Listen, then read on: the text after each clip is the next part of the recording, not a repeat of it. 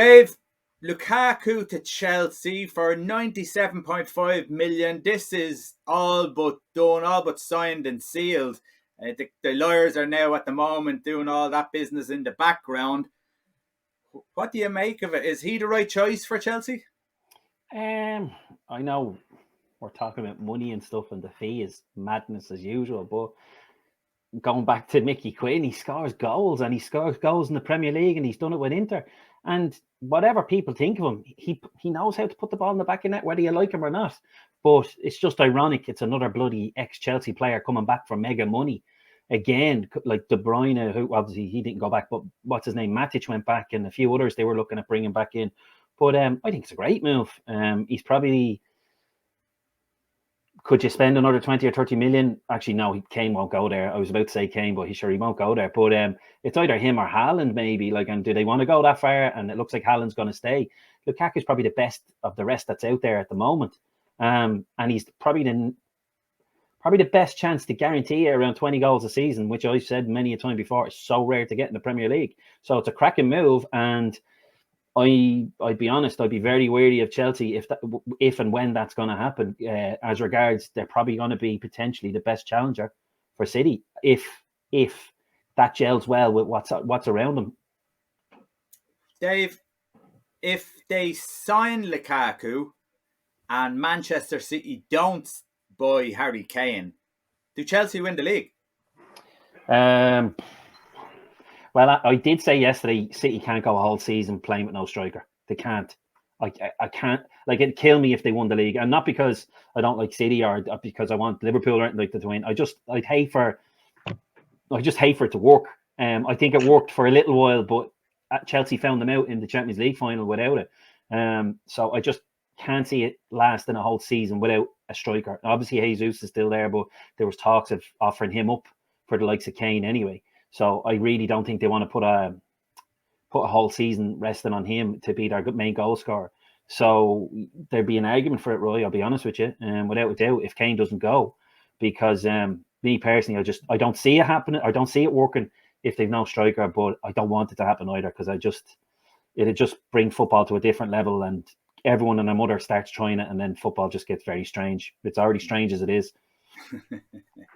Neil, why do you think Manchester let Lukaku go in the first place?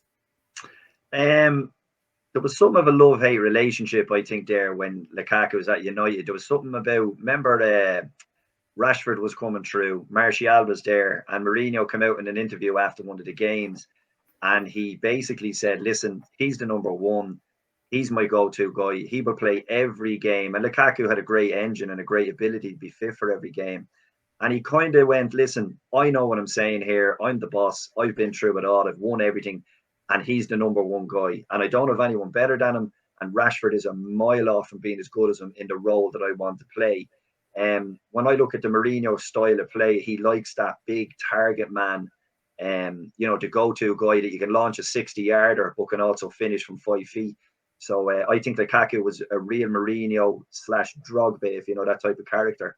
And I just think he didn't work out at Man United because ultimately the same reason why Mourinho didn't work out at Spurs, because he played some very, very ugly football with Lukaku there.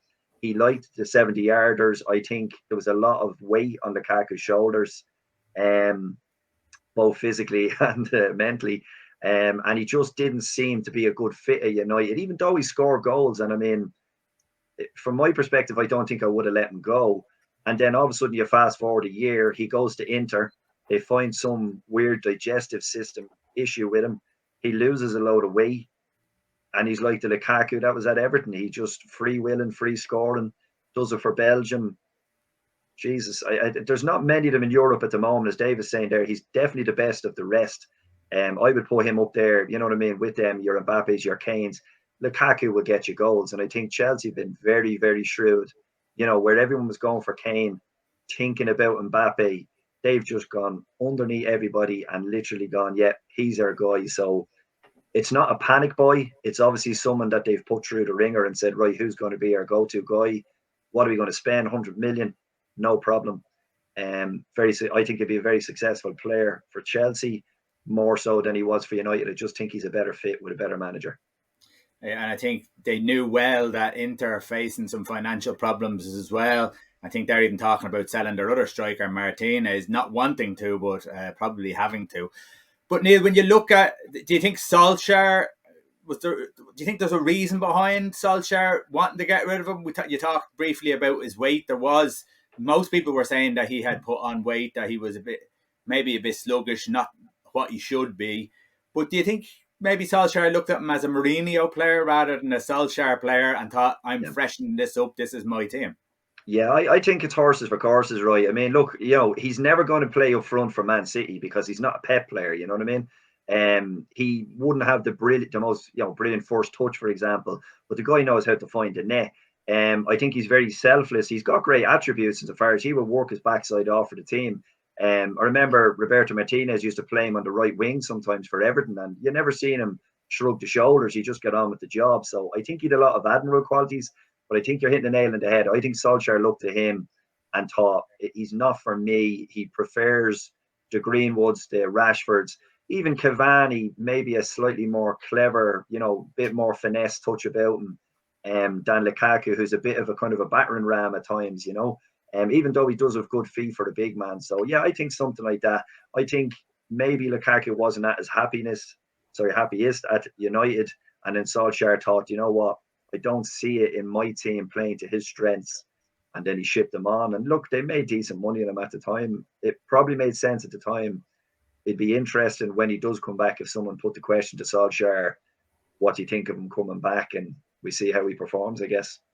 Yeah, no, that'll be very interesting. And as we know, I questioned it at the time. I did understand that, the weight thing was something that was going around, but he did score goals, and there was no doubt about that. So, yeah, it's going to be very interesting to see what happens with Lukaku and Chelsea.